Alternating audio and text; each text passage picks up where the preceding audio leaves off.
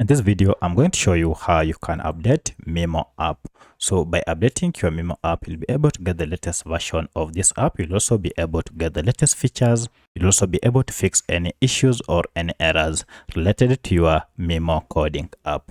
If you find this video helpful, I'll kindly request that you support me by liking the video and also by subscribing to this channel. Alright, let's get into it. So to get started, you need to go ahead and look for your app either through Google Play Store or App Store if you are on iPhone. For my case, I'm on Android, and therefore I'll go to Google Play Store, and from here I'll search for Mimo, and you can see the app is here. So if I tap on it, you can see we have an update, which means I've been using an outdated version of Mimo app. To update it, go ahead and tap on update, and this will go ahead and download the latest version of Mimo Learn Code / Programming app, and then install it on your smartphone. Once the app is installed, now you'll have the latest version of this app. You can proceed and tap on it to open and start using. So this app will contain the latest features, and any issues with the app will have been fixed.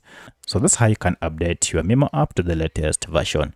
If you have any other question, kindly let me know in the comment section. Otherwise, thanks for watching, and let's meet in the next video.